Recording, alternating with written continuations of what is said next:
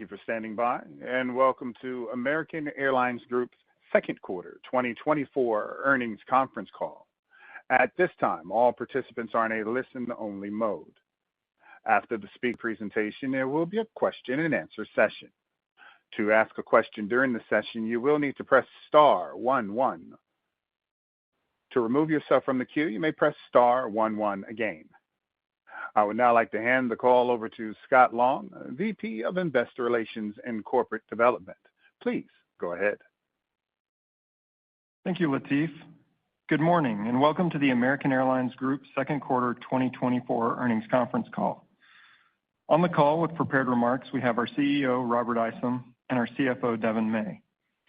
In addition to our Vice Chair, Steve Johnson, we have a number of other senior executives in the room this morning for the Q&A session. Robert will start the call with an overview of our performance, and Devon will follow with details on the second quarter, in addition to outlining our operating plans and outlook going forward.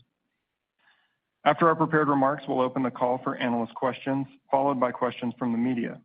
To get in as many questions as possible, please limit yourself to one question and one follow-up. Before we begin today, we must state that today's call contains forward-looking statements, including statements concerning future revenues, costs, forecasts of capacity, and fleet plans. These statements represent our predictions and expectations of future events, but numerous risks and uncertainties could cause actual results to differ from those projected. Information about some of these risks and uncertainties can be found in our earnings press release that was issued this morning, as well as our Form 10-Q for the quarter ended June 30th, 2024. In addition, we'll be discussing certain non-GAAP financial measures, which exclude the impact of unusual items. A reconciliation of those numbers to the GAAP financial measures is included in the earnings press release, which can be found in the Investor Relations section of our website. A webcast of this call will also be archived on our website. The information we are giving you on the call this morning is as of today's date, and we undertake no obligation to update the information subsequently. Thank you for your interest and for joining us this morning, and with that, I'll turn the call over to our CEO, Robert Isom. Thanks, Scott, and good morning, everyone. This morning, American reported an adjusted pre-tax profit of $1 billion for the second quarter, driven by record quarterly revenue of $14.3 billion. We finished the quarter in line with our revised guidance, with second quarter adjusted earnings per diluted share of $1.09, despite the impact of significant weather events on our operation in May and June. Before I get into more detail on our second quarter results and outlook, I want to first acknowledge that our current revenue performance is not where we want it to be. In May, we made a sizable adjustment to our revenue and earnings expectations for the second quarter, driven by an imbalance in domestic supply and demand and our prior sales and distribution strategy. We know we can do better, and we will rise to meet this challenge. I'll begin with an update on those two key areas that are impacting our results: the softness in the domestic marketplace and our sales and distribution strategy. I'll also outline the clear and decisive actions that we're taking to course correct. First, on the softer domestic revenue environment. In the second quarter, we saw the impact of too much industry supply in the domestic market, especially in regions of the country where we have larger operations. That excess capacity led to a higher level of discounting activity in the quarter than we had anticipated. As we said we would, to address the domestic softness, we pulled down our planned capacity growth in the back half of the year. To better align our growth with demand expectations, we now plan to grow capacity by approximately 3.5% in the second half of the year. Second, our sales and distribution strategy. In late May, I said our sales and distribution strategy was not working and we needed to make a change. We're taking actions that will improve our performance, but a reset will take some time, and we will continue to feel the impact of our prior sales and distribution strategy on revenue and earnings through the remainder of this year, which is reflected in our updated full-year guidance. Let me outline the three key parts of our plan in leadership and organization, in working with the travel agency community, and in addressing the needs of our corporate customers.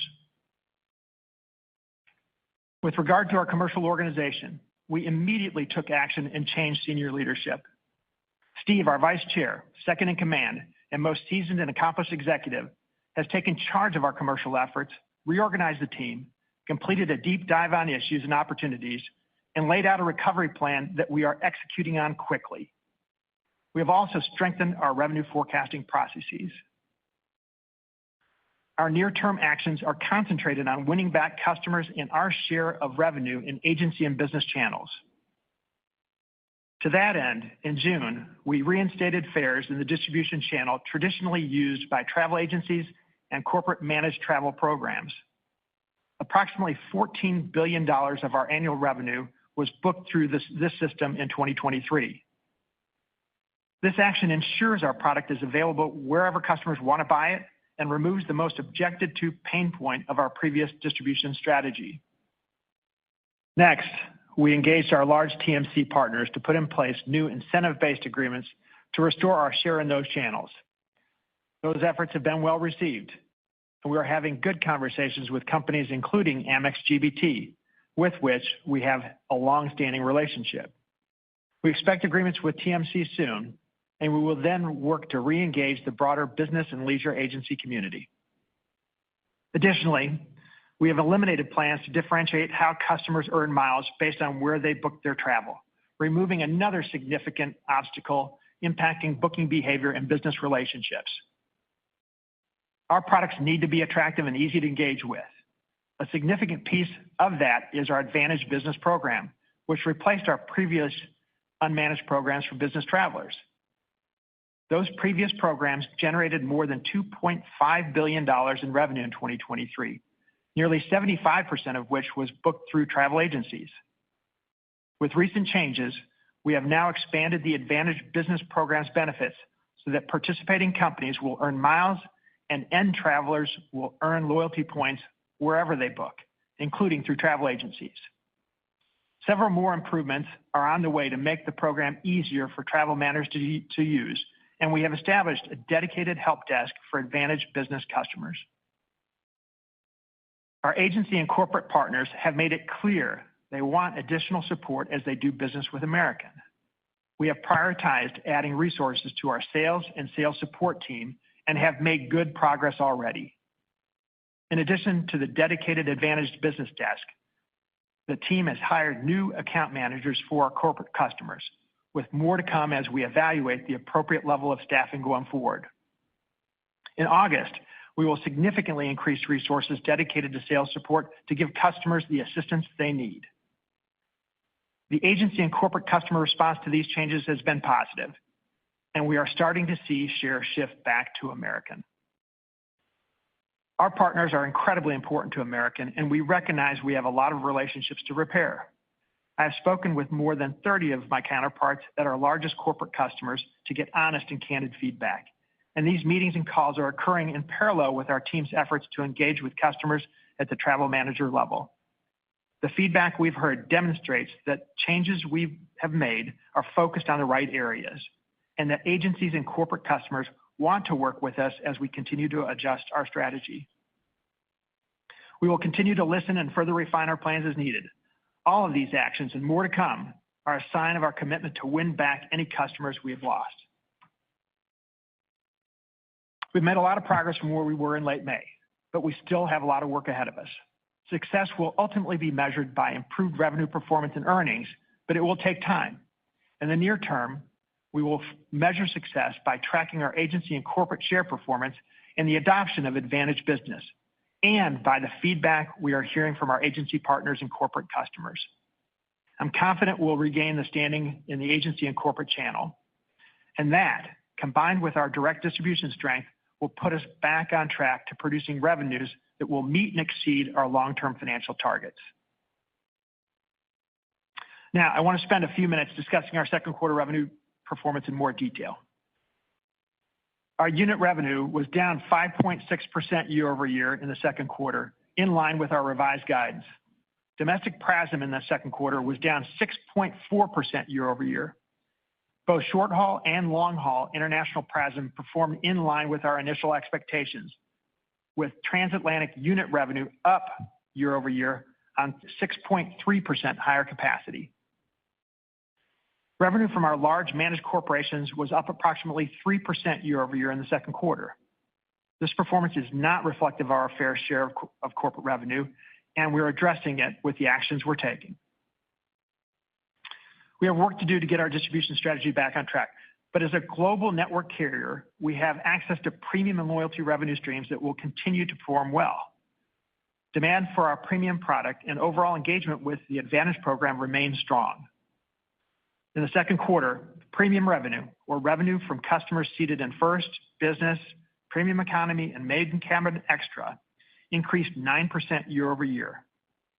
Paid load factor in our premium cabins remains historically high and was up more than 6 points year-over-year, with strength in both domestic and international.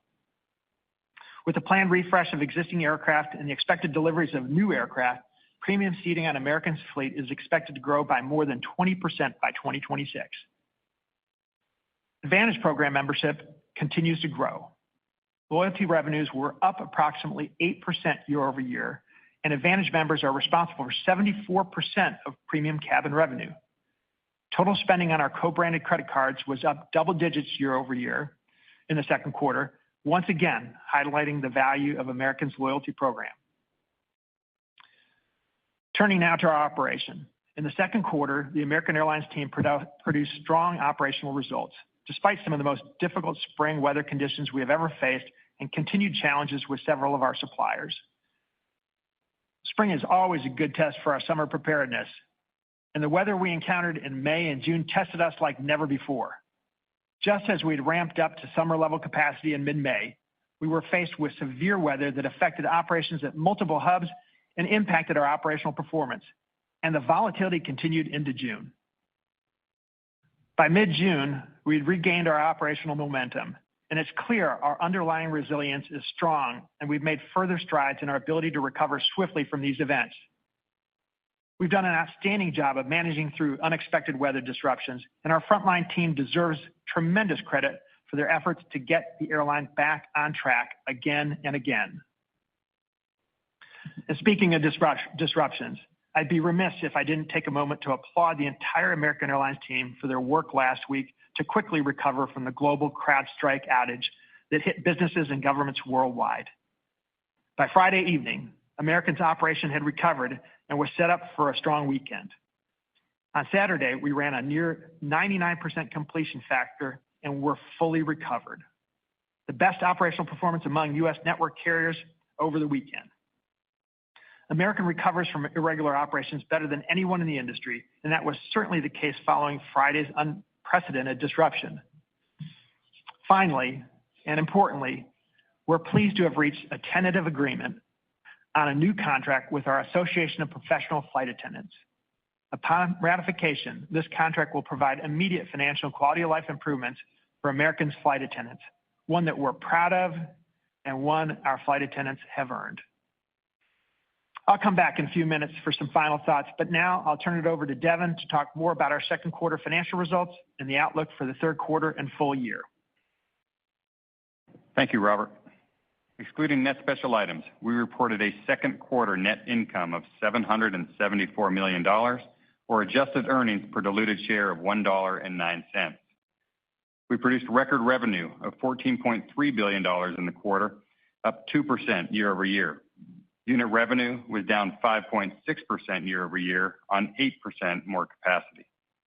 Our adjusted EBITDA margin was 15.7%, and we produced an adjusted operating margin of 9.7%. Our unit cost, excluding net special items and fuel, was down 0.1% year-over-year. On our fleet, we now expect to take delivery of 20 new mainline aircraft this year, down slightly from our previous estimate of 22 aircraft. The remaining planned aircraft deliveries this year include 11 Boeing 737 MAX 8s, 3 787-9s, and 3 Airbus A321neos. We've taken delivery of 6 Embraer E175s this year and expect to take delivery of 6 more E175s through the remainder of the year. With these adjustments to our aircraft delivery schedule, we now expect our 2024 aircraft CapEx to be approximately $2 billion, and our total CapEx to be approximately $2.9 billion. We continue to expect these moderate levels of CapEx to remain through the end of the decade, with aircraft CapEx planned to be between $3 billion and $3.5 billion per year from 2025 through 2030. In the second quarter, we produced approximately $850 million of free cash flow and ended the quarter with $11.7 billion in total available liquidity. We reduced total debt by approximately $680 million in the second quarter, and we have now reduced total debt by $13 billion from peak levels in mid-2021. We remain on track to reduce total debt by $15 billion from peak levels by the end of 2025. Now, I'd like to walk you through our outlook for the third quarter and provide an update on our full-year guidance. In addition to commercial execution, our focus continues to be on delivering a reliable operation, maximizing profitability, and re-engineering our business to drive savings and greater productivity and a better experience for our customers and team members. As we have stated in the past and shown with our recent capacity reductions, we will remain nimble in our planning to ensure our growth is in line with our expectations of demand. As Robert mentioned, we lowered our planned capacity growth in the back half of the year and now plan to grow capacity by approximately 3% in the third quarter, with August up approximately 2% and September up less than 1% year over year. With these adjustments, we expect to produce less capacity in the third quarter of this year than we did in the same period of 2019. We expect third quarter TRASM to be down 2.5% to 4.5% and full year TRASM to be down 3% to 5% versus 2023. Our work to re-engineer the business is progressing well. We are ahead of plan and expect to deliver approximately $400 million in cost savings in 2024. Additionally, we continue to find opportunities to improve working capital. By the end of this year, we now expect to have achieved more than $300 million in incremental working capital improvements, which is in addition to the $100 million we achieved in 2023. Third quarter CASM-ex is expected to be up approximately 1% to 3% year over year. We expect our full year CASM-ex to be up approximately 1% to 3%, consistent with our prior guidance, despite lower planned capacity growth. Our current forecast for the third quarter assumes a fuel price of between $2.55 and $2.75 per gallon. Based on our current demand assumptions and fuel price forecast, we expect to produce an adjusted operating margin of between 2% and 4% in the third quarter and approximately break-even adjusted earnings per share. We now expect to deliver a full-year operating margin of between 3.5% and 5.5%. This guidance is based on our current demand expectations and assumes a fuel price of between $2.65 and $2.75 per gallon. At the midpoint of our full-year guidance, we now anticipate producing adjusted earnings per diluted share of approximately $1 and free cash flow of approximately $500 million. These results are not good enough.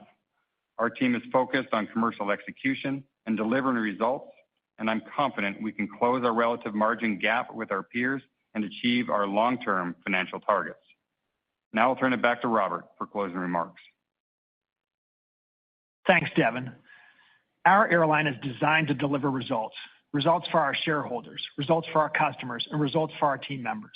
We have not met our expectations this year, and our entire team is focused and working with urgency to get us back on track, improve results, and deliver on our commitments.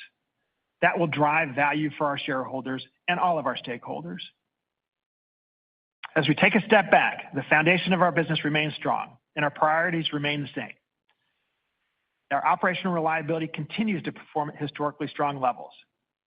Our fleet is the best among U.S. network carriers and drives enormous value for the airline. With this fleet, we have stable and moderate CapEx through the end of the decade. We've made great progress in strengthening our balance sheet and remain on track to reduce our total debt by $15 billion by the end of next year. Our network is well positioned, and we are working to finalize our co-branded credit card negotiations. We're ahead of plan in re-engineering our business to operate more efficiently and productively, and we're managing our costs better than anyone in the industry. We're committed to delivering on a strategy that maximizes our revenue and profitability, and importantly, one that makes it easy for customers to do business with American. We remain committed to deliver margin expansion, free cash flow, and continued debt reduction over the long term. When we return to the level of revenue production we know we can achieve, and couple that with our operational reliability and best-in-class cost management, we will unlock significant value. Operator, you may now open the line for analyst questions.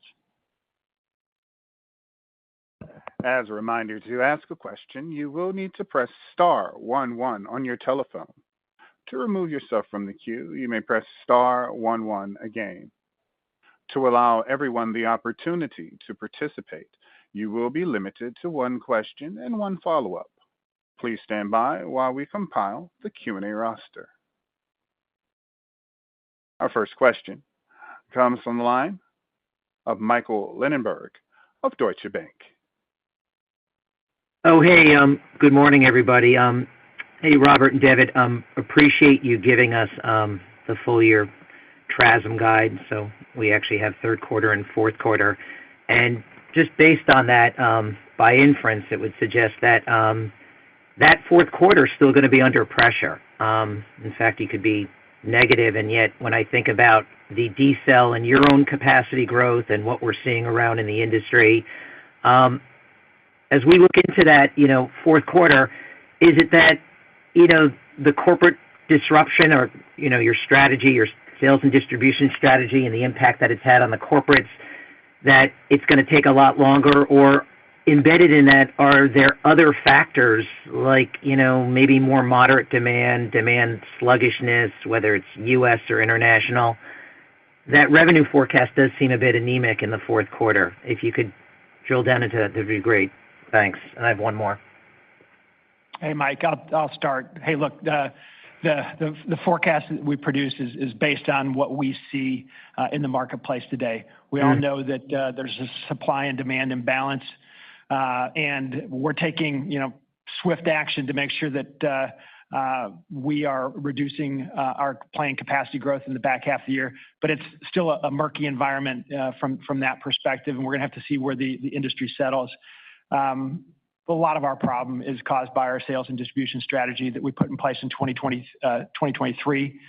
We think that it's had about $750 million impact in the first 6 months of the year, and we've more or less assumed that is going to be what happens in the back half. But I'll say this though, it doesn't take into account what we're going to be doing to try to win back our share. We don't know how long it's going to take. You've heard about some of the things that we've done. We've seen modest improvements in terms of capturing share in the indirect channel based on just making sure that we're fully available within EDIFACT. From a content perspective, we're renegotiating our agency contracts right now and getting new agreements in place. And we're reaching out to our corporates. So our intent is certainly to do everything we can to get back on a better pace. But right now, we're building in what we see in the marketplace. Okay, great. And just my second, just with respect to leadership, you talked about leadership changes. Presumably, Steve's move over to commercial is a temporary one. Have you identified someone, or is there a search to actually bring on a commercial officer, chief commercial officer, and or in your sales side of the business, plans to not only rebuild it, but bring back someone like an Allison Taylor, make it someone within a more senior position and a bigger operation? Just comments on that. Thank you. Thanks for taking my question. Hey, Mike. Hey, I'll just start with this. We know what we have to get done, and I've asked Steve to take over the commercial team, and he's doing just that. As I said in my comments, he's our most seasoned and experienced and accomplished executive. His whole career has been dedicated to addressing and solving really complex problems. He knows our company. He knows the business really well. And he knows our people. He's reorganized his team. He's done an immediate dive into what we need to take care of right away. We're doing that. We're moving incredibly quickly, and Steve's gonna take care of this until we get the job done. Thank you. Our next question comes from the line of Scott Group of Wolfe Research. Hey, thanks. It's Scott. So I know you guys are slowing capacity growth, but we're still growing off of a base of a lot of growth in second half last year. So I guess why aren't we being more aggressive in reducing capacity? Should we potentially be shrinking capacity right now? And then, I guess we're not. So maybe can you talk a little bit about the capacity plans for 2025? And if I can, I just want to sort of marry that to some of the CapEx views. Just given the current earnings run rate and implied sort of cash burn, I guess, can you more materially, is there opportunities to sort of cut the CapEx that I think is set to go up a bunch next year? Scott, thanks for the question. Just first off, in terms of capacity, again, reason for adjusting capacity, supply and demand imbalance, and it's led to pricing weakness. From that perspective, we've taken action as quickly as we can, and from that perspective, you'll see that our total growth in our total capacity in the third quarter is now planned to be actually a little bit less than where we were in the third quarter of 2019. The capacity adjustments that we've made, Devin can help me with this, in August is, we pulled down to 1% growth. Yeah, and July capacity was effectively set as we went through and updated guidance in May, but we now have August capacity growing by about 2%, and September will be growing by less than 1%. And Scott, as we take a look into the fourth quarter and then beyond, we're going to react to the marketplace and making sure that we're competitive, but at the same time doing what's right for profitability. So as we take a look into 2025, we're going to be very diligent in assessing and making sure that we're certainly not outgrowing demand. Scott, just on your second question around CapEx. And where we're at with cash. We still are expecting to produce free cash flow this year. While modest, we expect around $500 million of free cash flow in 2024. As we look out to next year, we do have a step up in CapEx, but it's not that significant. It's just one of the great things about our fleet and where we're at. We have pretty modest CapEx going forward. We've talked about CapEx being in that $3 to $3.5 billion range for aircraft from 2025 through 2030. I expect 2025 is going to be at the low end of that range and possibly even slightly below that guidance.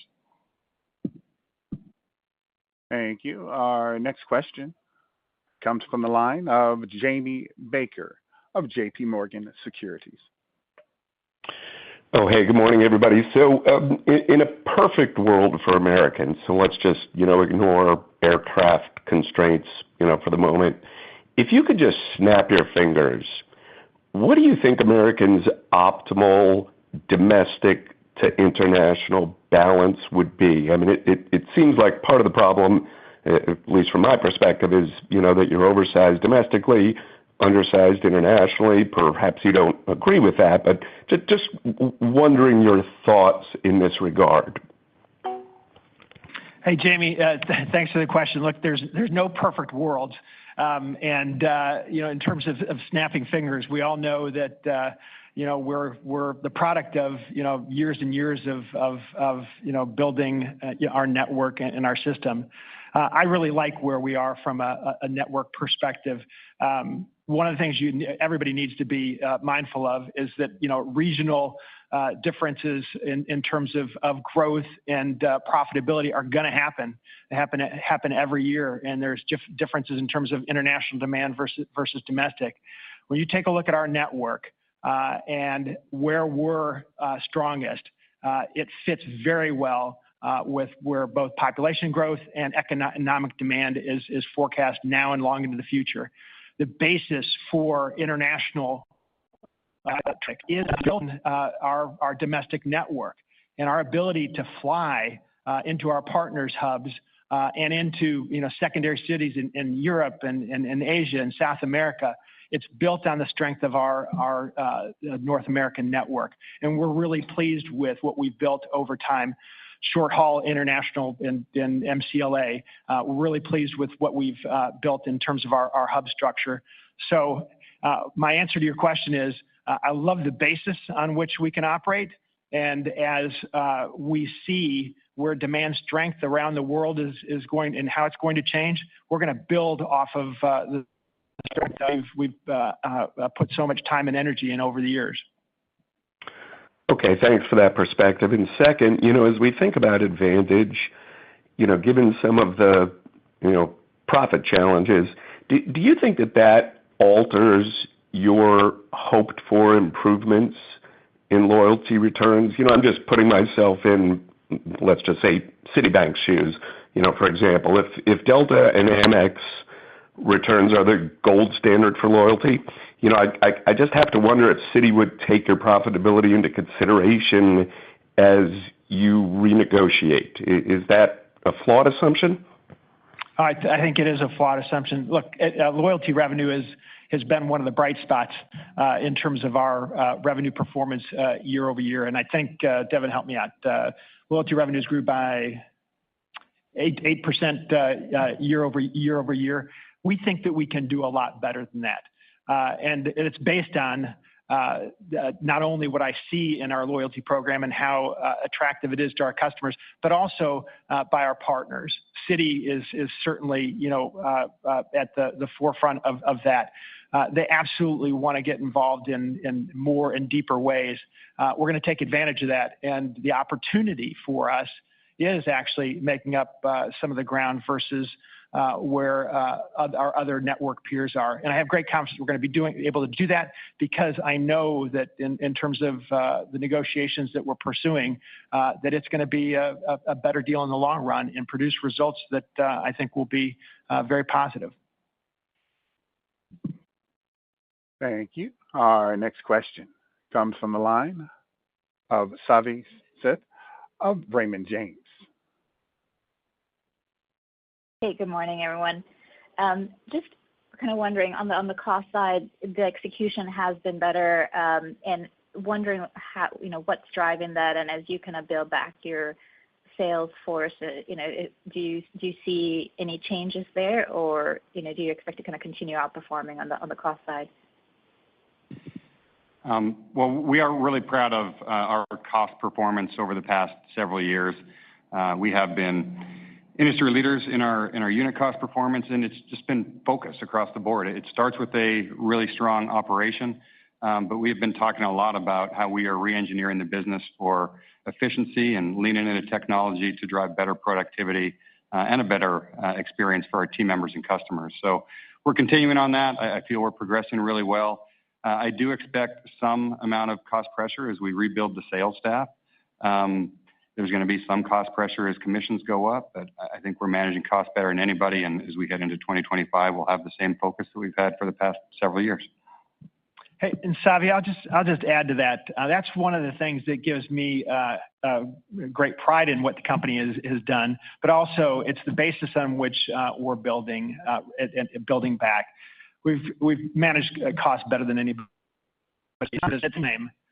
We've run the most reliable airline in terms of completion factor over the last year or so, and is evidenced by what we were able to do with the CrowdStrike issue.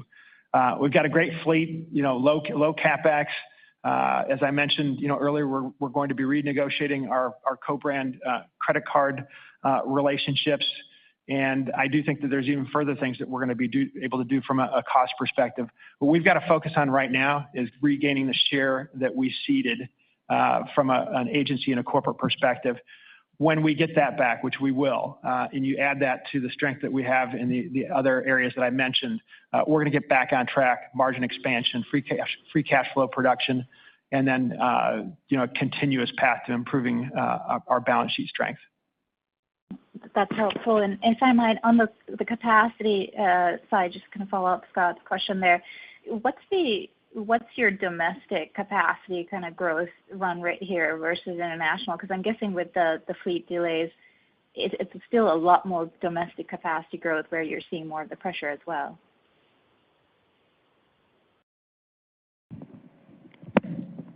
Hey, sorry about that. Yeah, the domestic details year over year, we do have domestic capacity up in the third quarter by about 3.5%. It'll be probably closer to 3% as we look out to the fourth quarter as we sit here today. But as Robert mentioned earlier, fourth quarter schedules aren't finalized, and we'll continue to adjust based on the demand environment that we're seeing.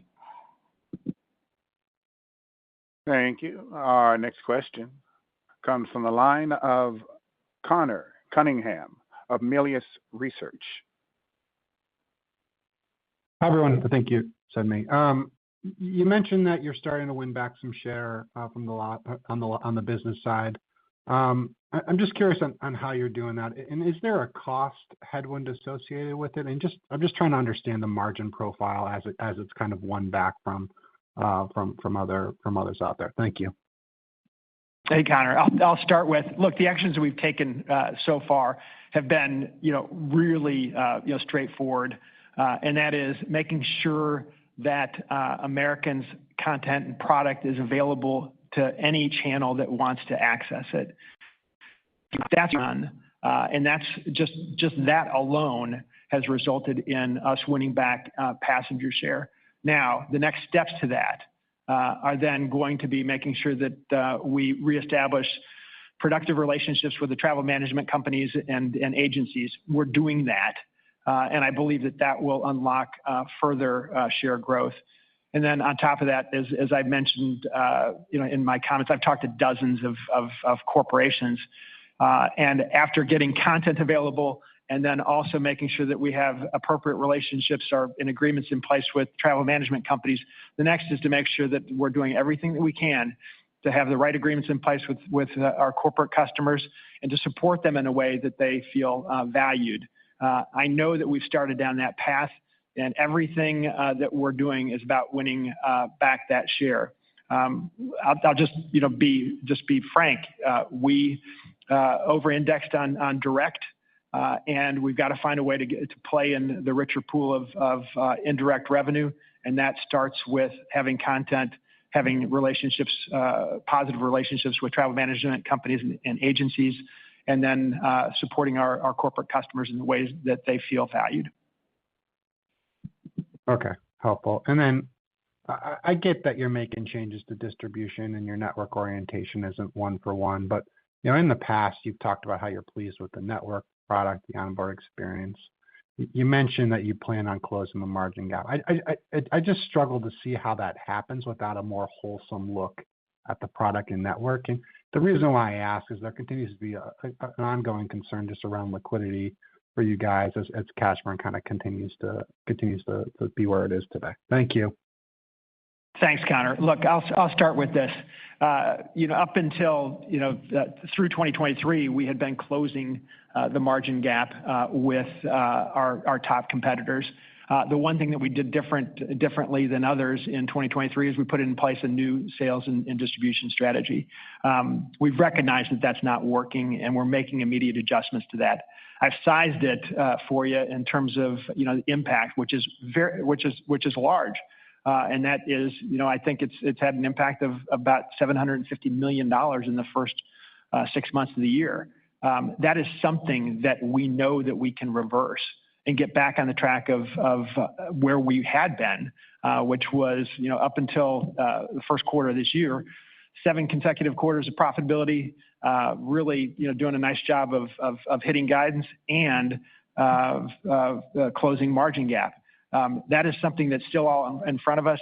Our network is certainly well positioned.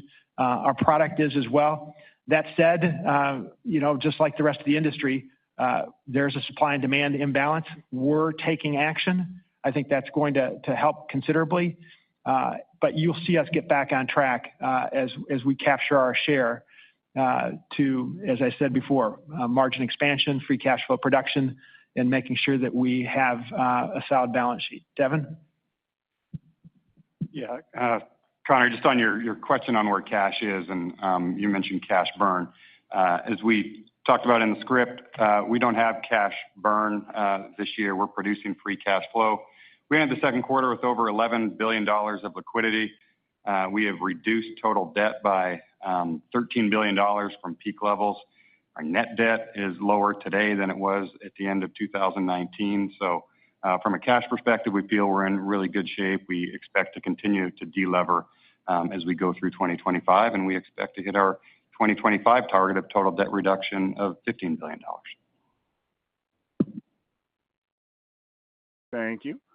Our next question comes from the line of Tom Fitzgerald of TD Cowen. Hi, everyone. Thanks very much for the time. Could you talk about the PSP loans resetting to a much higher variable rate in the coming 18, 20 months, and just how you're thinking about balancing those needs?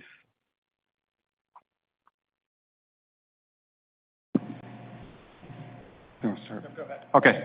Yeah, sorry. For the PSP loans, they do reset as we're going forward. I think they're SOFR plus 200.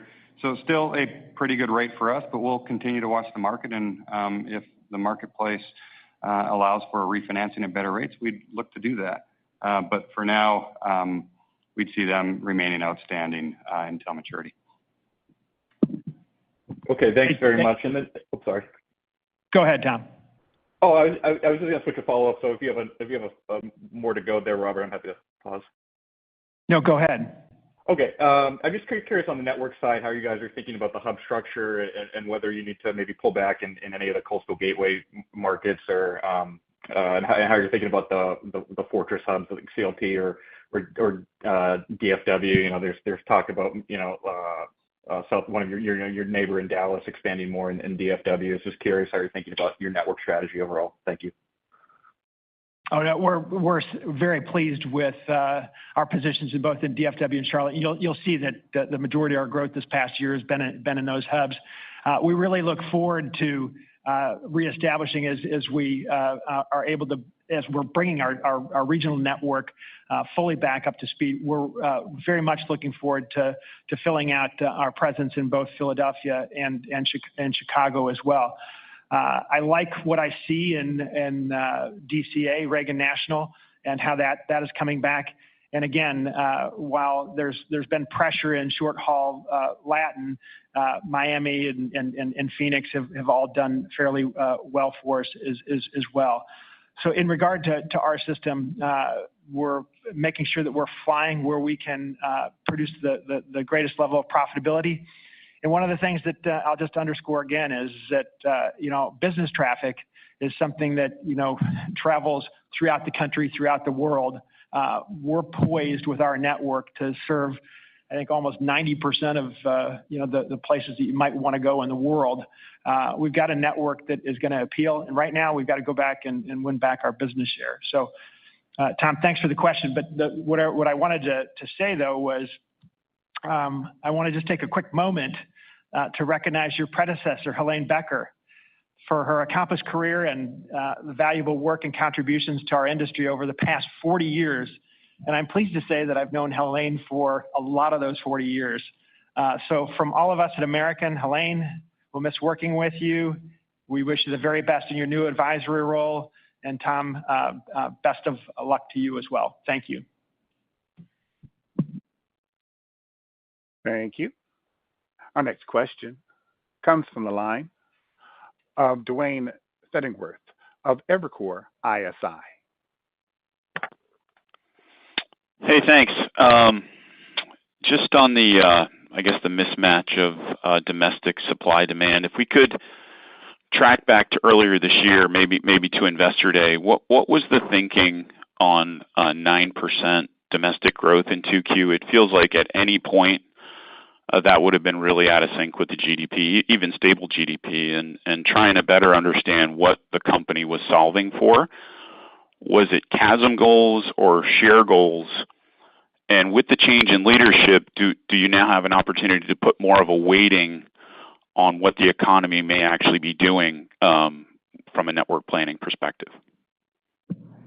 Duane, thanks. I'll start, and Devin certainly can fill any blanks. Look, we anticipated obviously a stronger, more robust demand environment. Plain and simple. There was tremendous growth in 2023, and as we entered into 2024, we simply anticipated that demand would perform and allow pricing to perform a lot better than it did. As we've taken a look from that time, we certainly understand that we're in a marketplace that couldn't absorb all that capacity. And so as we've said, we're making those immediate adjustments, but you'll see us be very, very conscious as we go forward. But I'm going to underscore again, the biggest issue that we've had in terms of disappointment was our misstep in our sales and distribution strategy. That would have accounted for a considerable amount of additional revenue, and it's something that we're going to make sure that we gain back. Okay, I mean, maybe just to come at it from a different perspective, the margins are what they are over the last 12 months. As you analyze your own network, even with this distribution change, do you have similar margins hiding somewhere in your network? Are there portions of your network where you say, geez, we're at least as profitable, maybe more profitable in portions of our network? And if so, why isn't the answer to cut more unprofitable capacity? Hey, Duane, it's Devin. Maybe we'll start by following up on your first question as well. The first half capacity was at least in part the rebuild still of our 2019 capacity. We'd added less capacity back than anyone else. We had some hubs that were still far below their historical capacity levels. That slowed in the second half as we cut out capacity.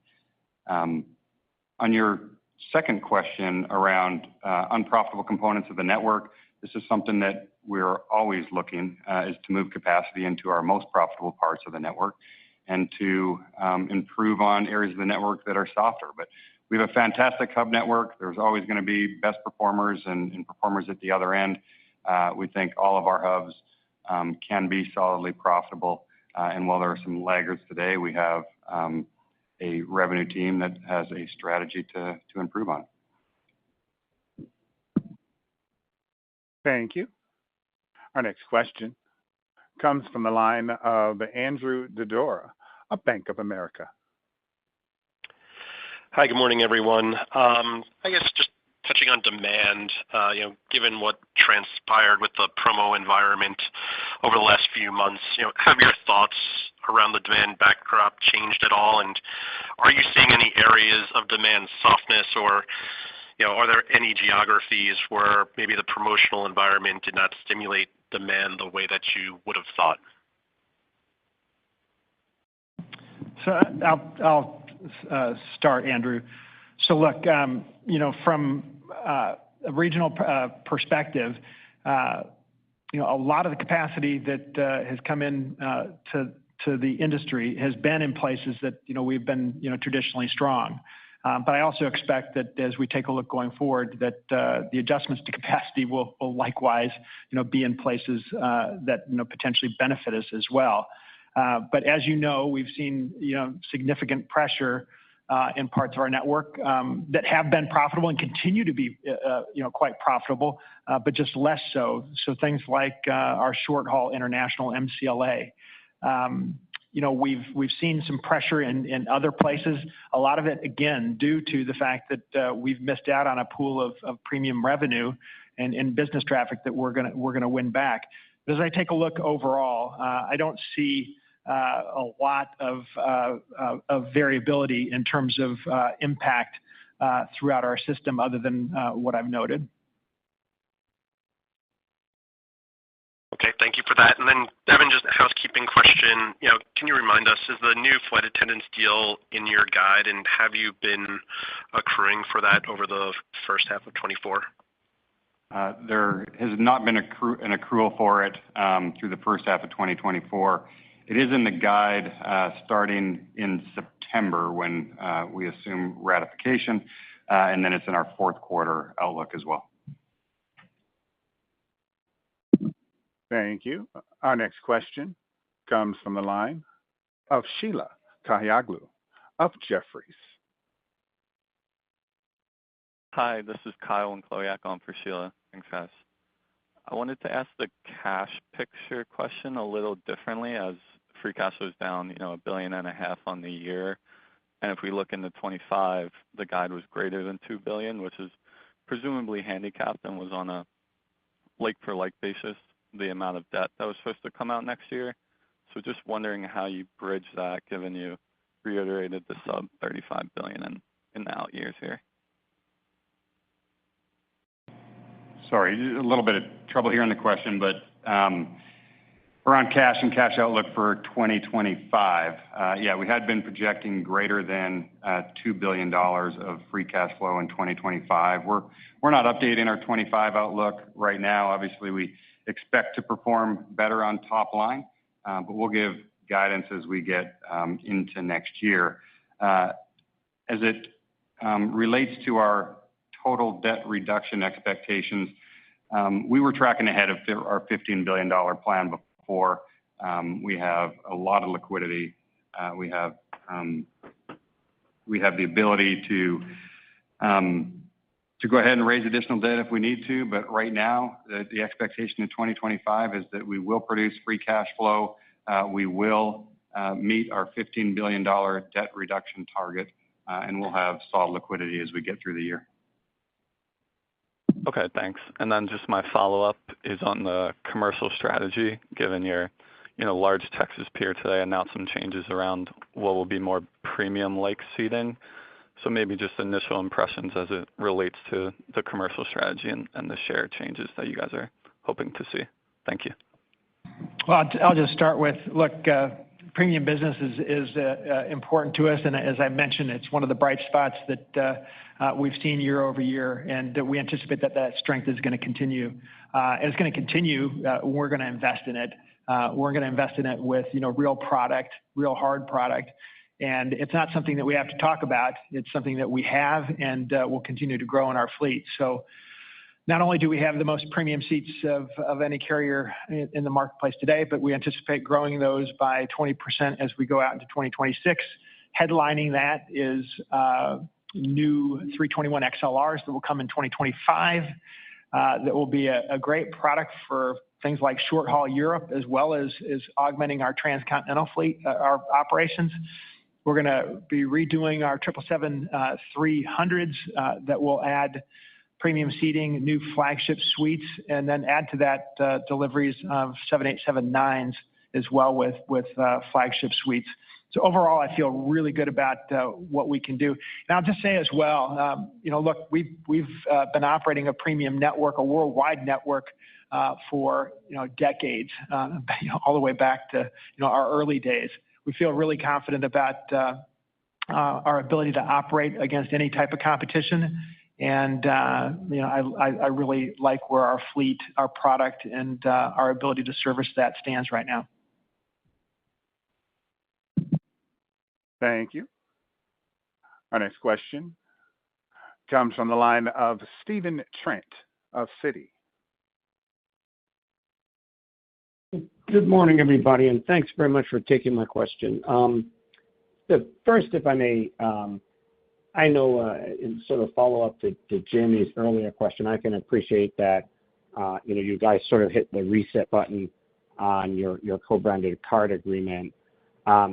And from a high level, when we think about the timeline and when you can finalize the agreement, to use a baseball analogy, are we in kind of the second inning or the fifth inning? Just would love your color on that, if I may, please. Thanks.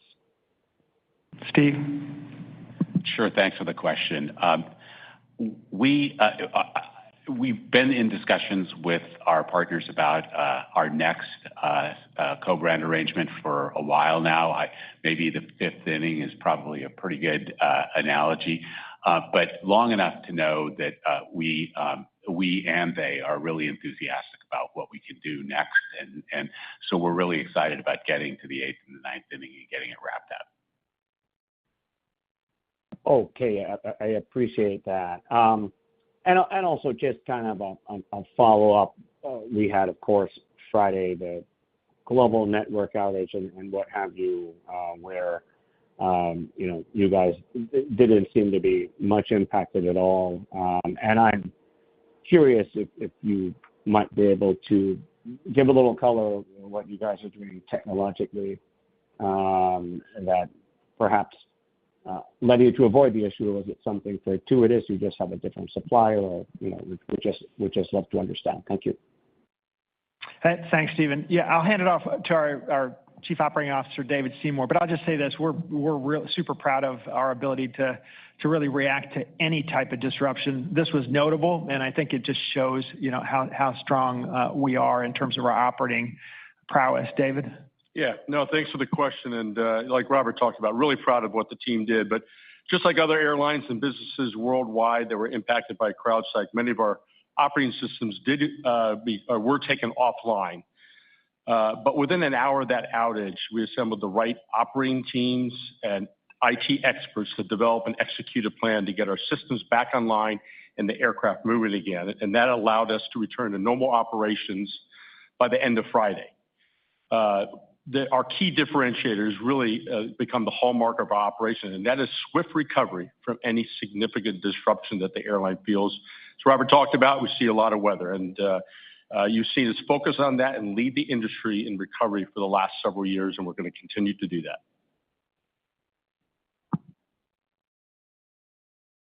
Thank you. Ladies and gentlemen, at this time, we'd like to pause and open the line to media questions. Again, we'll open the line to media questions at this time. To ask a question, please press star 11 on your telephone. To remove yourself from the queue, you may press star 11 again. Again, we will be taking media questions. Please stand by while we compile the Q&A roster. Our first question comes from the line of Alison Sider of Wall Street Journal. Hi, thanks so much.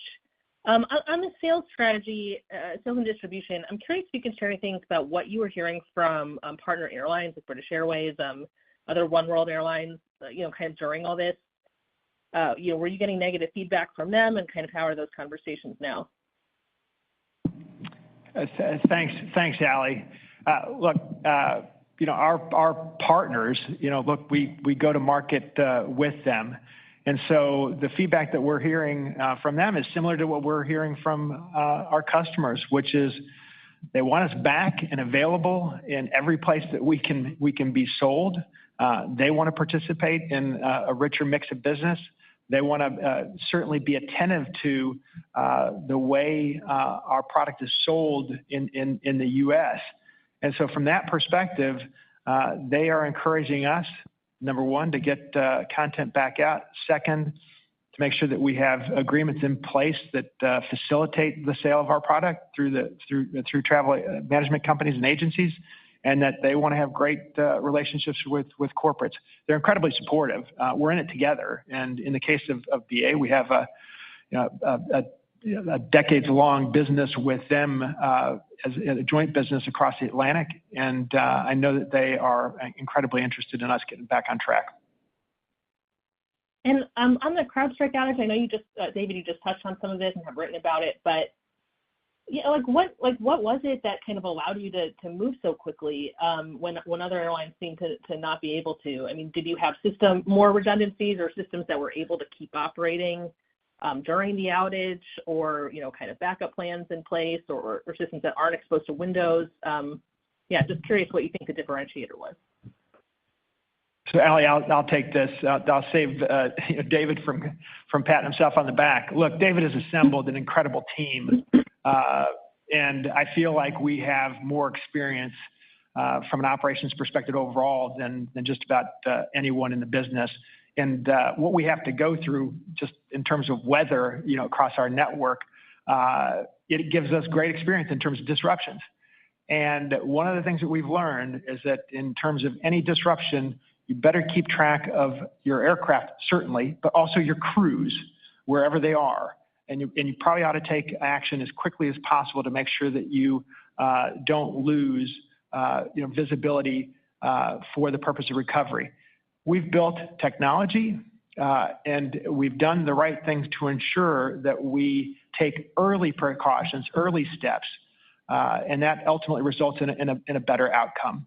All that said, I do think we're also benefited by making sure that we have devices and means of communicating with our team members out in the field. That certainly facilitates. But it starts with having people that really know the business and the steps to take. All that said, I'd mention technology today. It's something that we're going to have to continue to make sure that we build resilience around and ensure against, a patch being, put in place that can knock out, so much of the world's, communications. Thank you. Our next question comes from the line of Mary Schlangenstein of Bloomberg News.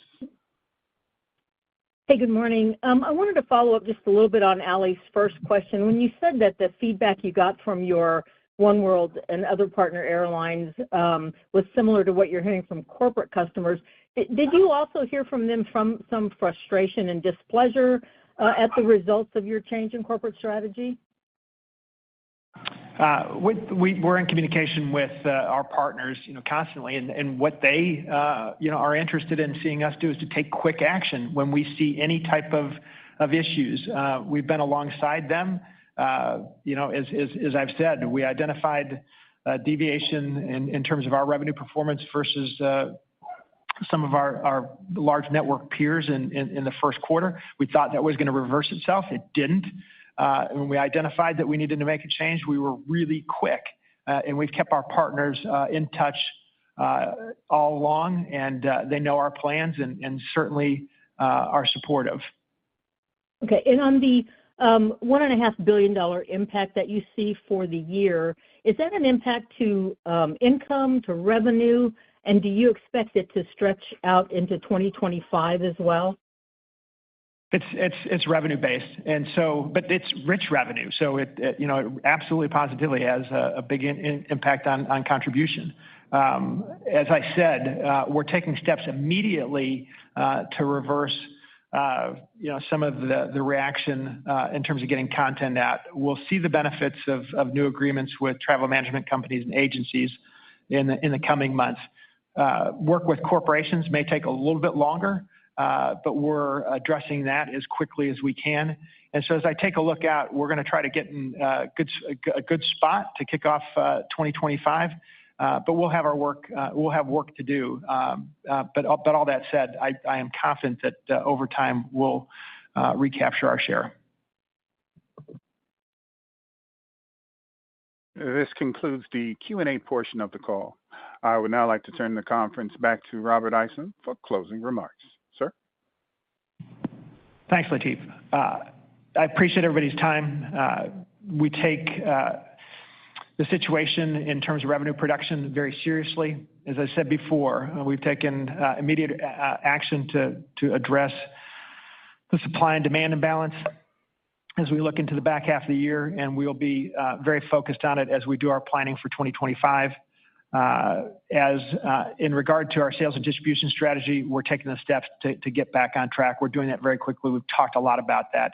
And I'm confident that as we look into the future and American's plans, our network, our fleet, our product, that plus regaining our share is going to put us back on track. And that track is to improve margins. That track is to produce free cash flow and ultimately strengthening our balance sheet and our position in the industry.